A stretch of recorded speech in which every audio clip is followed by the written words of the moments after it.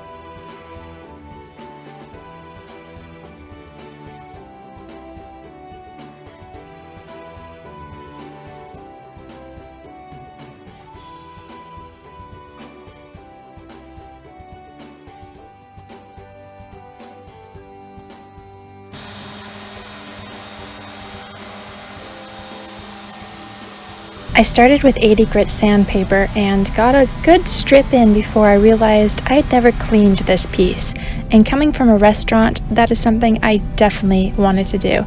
So I pulled out my crud cutter degreaser and gave it a good scrubbing before I started sanding again, only to start thinking, this being a restaurant table, it probably has a pretty thick top coat on it to protect it from the massive amounts of wear that it gets.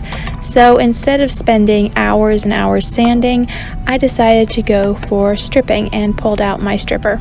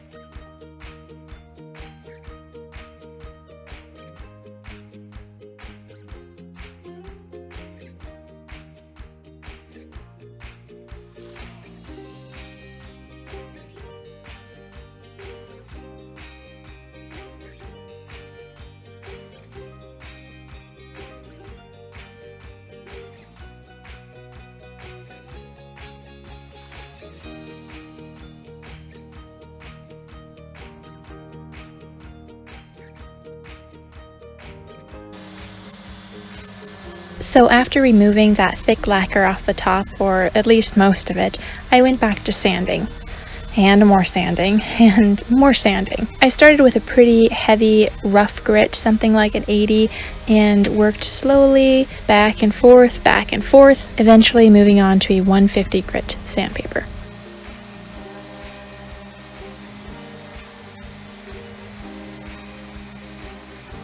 I wiped down my surface with mineral spirits to see if there was any areas that I missed in sanding, anything that needed more sanding done to get it to where it would be able to take a stain, and after that I started my final sand, focusing on the edges.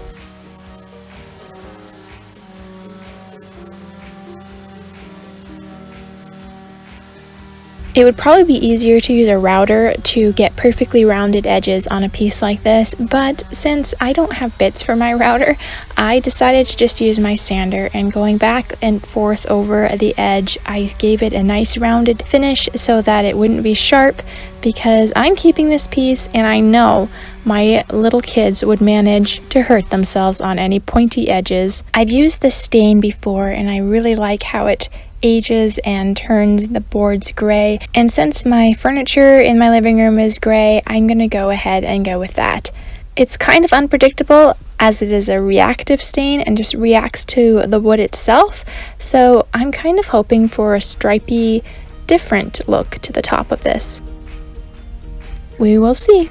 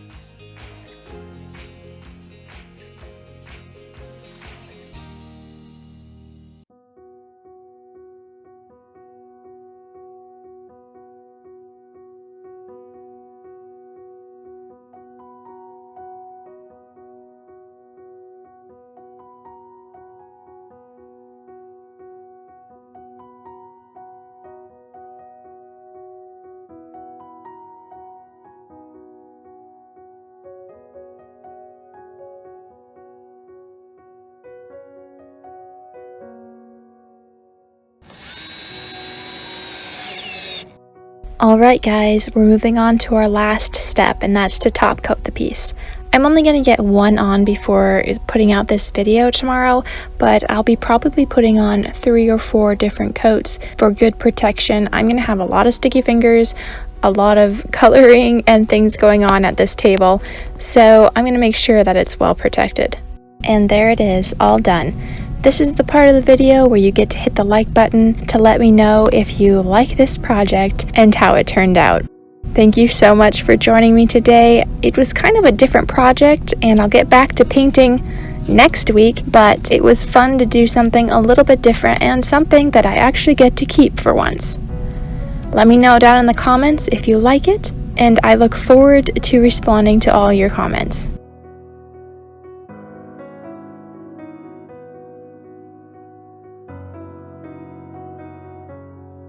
Until next time, I'm Sarah with our furniture flipping adventure. Goodbye for now.